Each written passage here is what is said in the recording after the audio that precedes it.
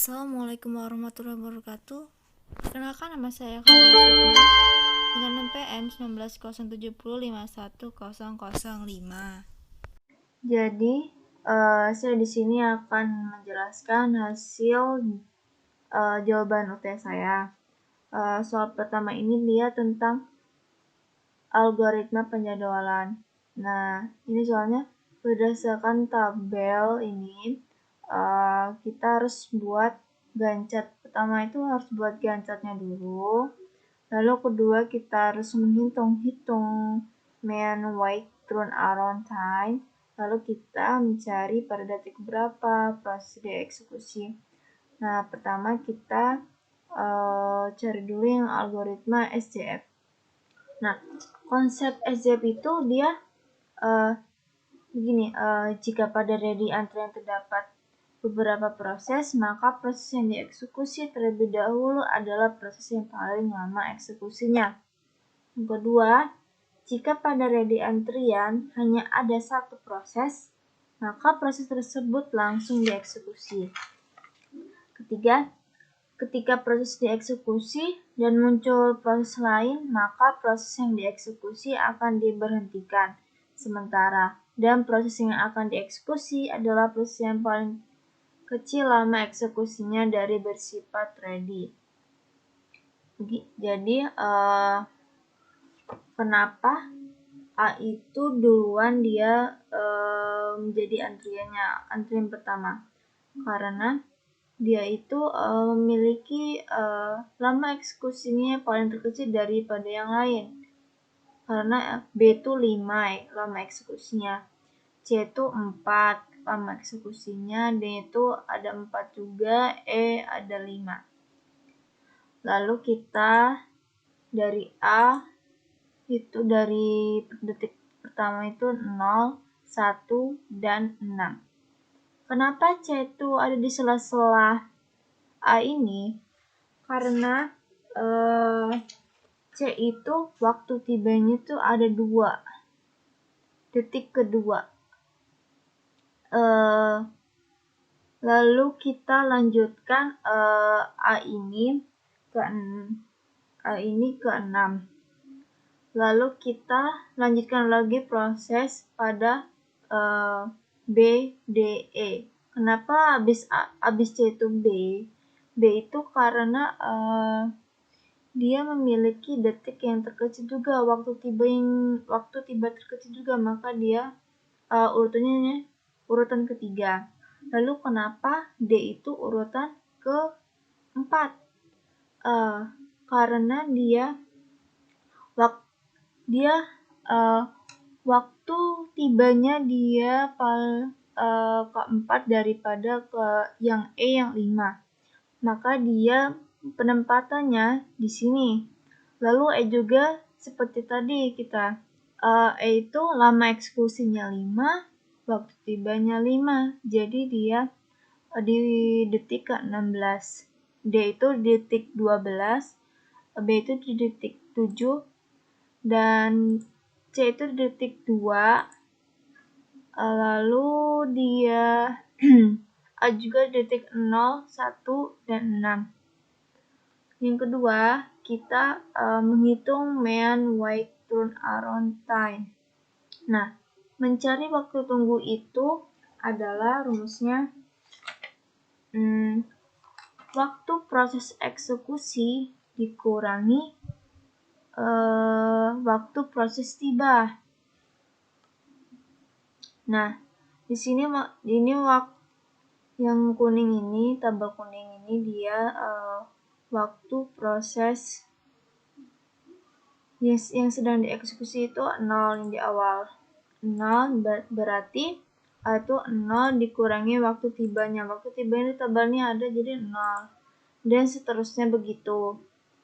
C juga dia di 2.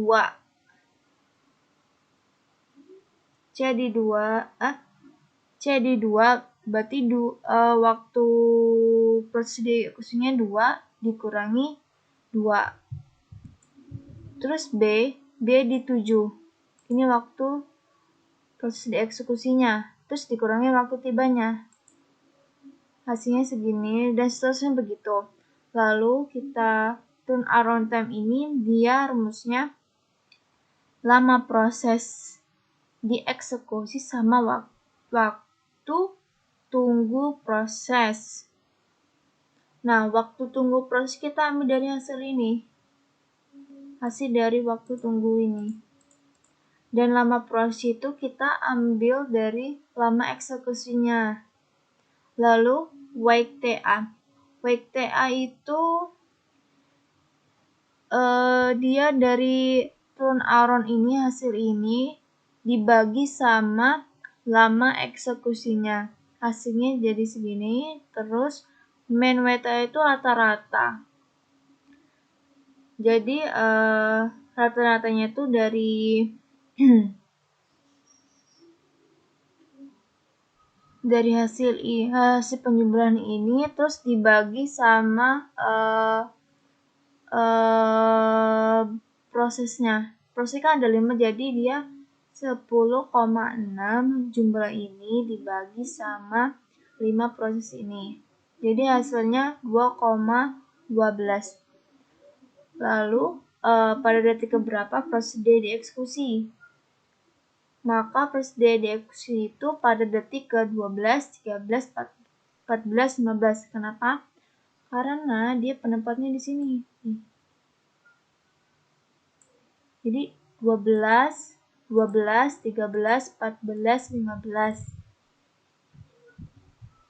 Lalu saya akan menjelaskan algoritma FCFSMBRS.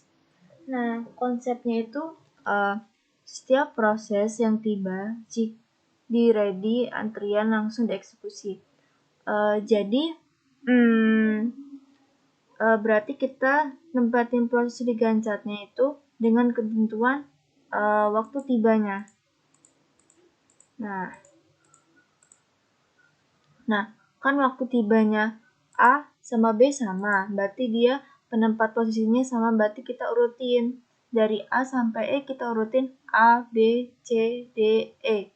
Lalu yang C dia waktu tibanya di 2. Nah, kita urutin dia di 2 nih. Lalu kita yang D itu dia waktu tibanya ke-4. Kita taruh di ke-4 waktu tibanya. Lalu yang E juga seperti tadi, E di 5. Waktu tibanya 5. Lalu kita di waktu tunggu. Nah, waktu tunggu sama kayak tadi dia penjelasannya.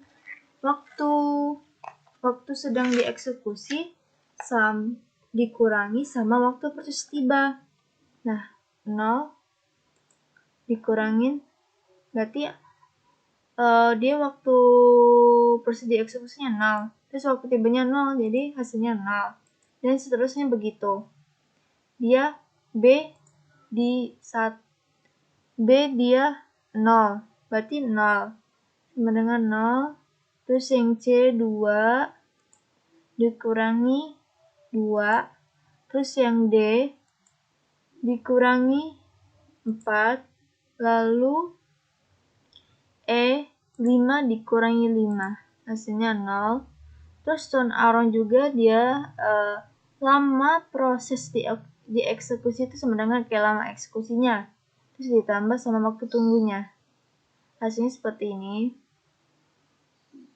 Waktu tunggu sama lama eksekusinya ditambah. Lalu WTA tuh. WTA itu dia dari turnaround dibagi sama lama eksekusi. Hasilnya ini. Terus mean WTA itu waktu rata-rata.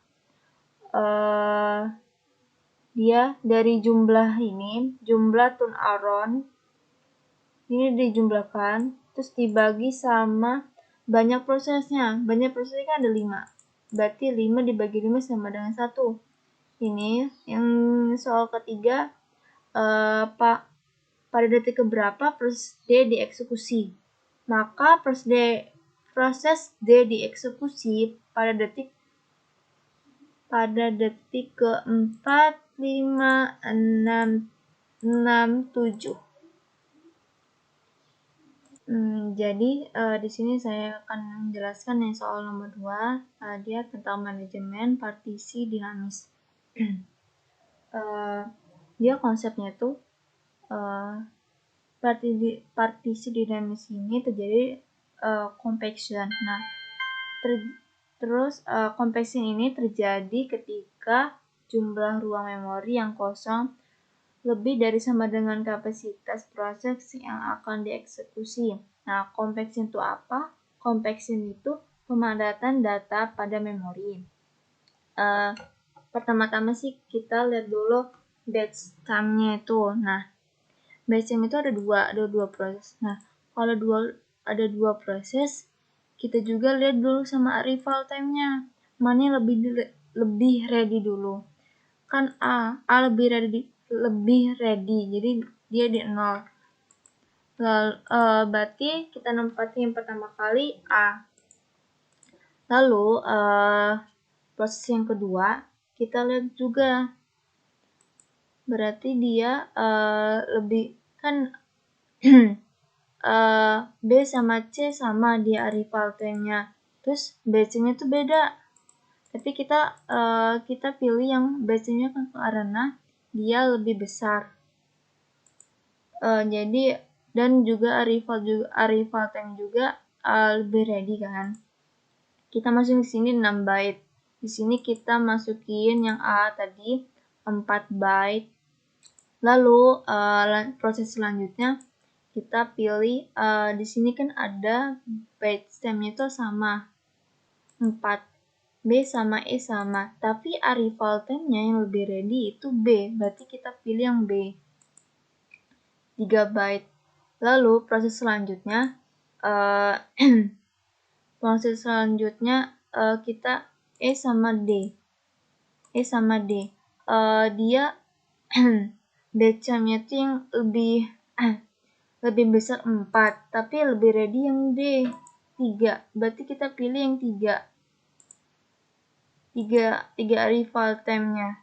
Berarti D duluan. D itu 6 byte. Lalu selanjutnya C ini berarti kan A sudah memasuki kapasitasnya, udah memasukin kan, berarti kita naikin lagi C ini.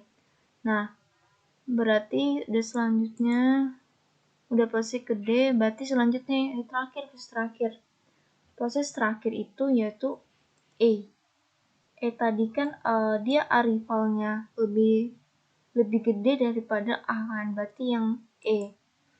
Dan bacanya juga dia 4. Jadi kita masukin 4 byte. Dan seterusnya. Lanjut soal nomor 3. Nah, soal nomor 3 ini tentang manajemen memori juga. Dia bagian pack replenishment optimal. Dia konsepnya sih pertama dia optimal juga, dia mengganti string yang tidak akan muncul pada frame selanjutnya. Ketika ada 2 atau lebih string yang tidak muncul pada jumlah frame string selanjutnya, maka string tersebut boleh diganti. Lalu dia ada konsep kedua, dia prinsipnya tuh pack replenishment ini hanya mengganti halaman yang sudah tidak terpakai lagi dalam jangka waktu lama, sehingga pack fault yang terjadi akan berkurang dan terbebas dari anomal Beladi.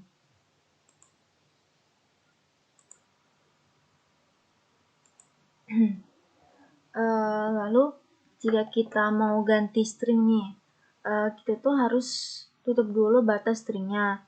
Lalu nantinya itu tutup, lalu kita lihat dulu ke samping kanan itu mana yang paling jauh di antara isi dari string sebelumnya. Lalu yang mau diisi sekarang itu yang paling jauh itu yang akan menggunakan string itu nanti mengerti semuanya. Sekian hasil penjelasan saya jawaban UTS ini. Mohon maaf jika ada kesalahan kata-kata saya, lalu jika ada yang saya tidak ketahui. Mohon maaf juga, saya juga ada yang saya tidak kurang paham juga atas materi ini. Terima kasih atas lihat video saya ini. Saya akhiri. Wassalamualaikum warahmatullahi wabarakatuh.